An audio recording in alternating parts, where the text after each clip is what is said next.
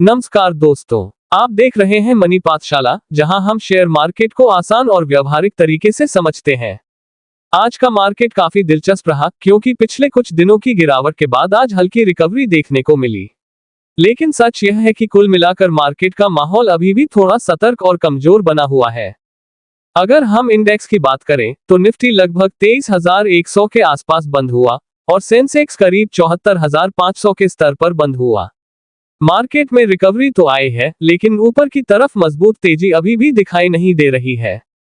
अगले कारोबारी दिन के लिए उम्मीद है कि मार्केट की शुरुआत सपाट या हल्की गिरावट के साथ हो सकती है और पूरे दिन उतार चढ़ाव बना रह सकता है।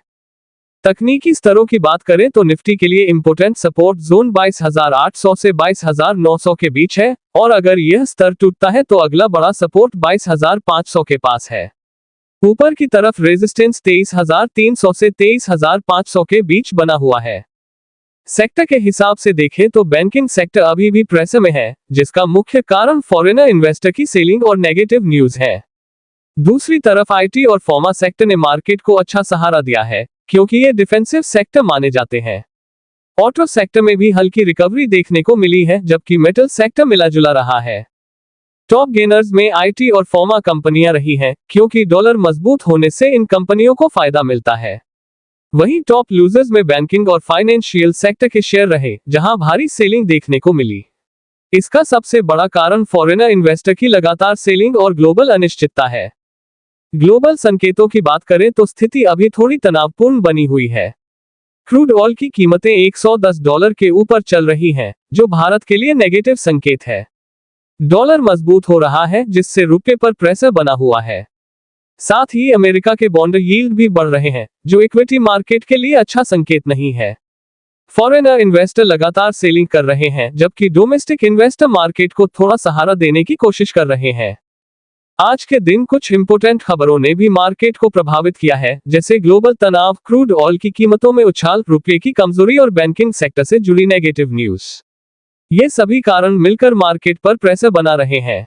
अगर शॉर्ट टर्म ट्रेडिंग की बात करें तो आईटी सेक्टर में गिरावट पर खरीदारी का मौका मिल सकता है, जहां थोड़ी तेजी देखने को मिल सकती है। वहीं बैंकिंग सेक्टर में उछाल आने पर सेलिंग का अवसर देखा जा सकता है। लेकिन ध्यान रखें कि मार्केट में उतार चढ़ाव बहुत ज्यादा है, इसलिए छोटे निवेश के साथ ही ट्रेड करें।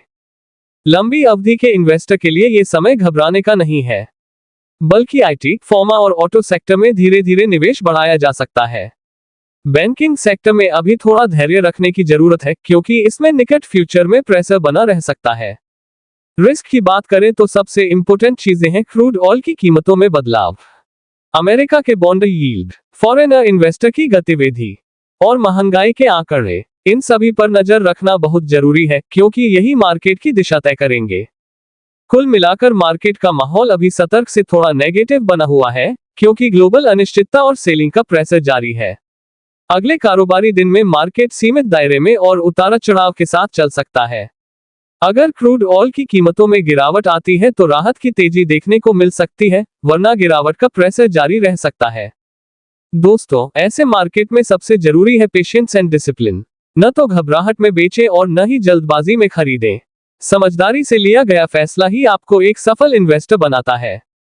अगर आपको ऐसे ही रोजाना शेयर मार्केट का आसान और सटीक विश्लेषण चाहिए तो मनी पाठशाला चैनल को जरूर सब्सक्राइब करें।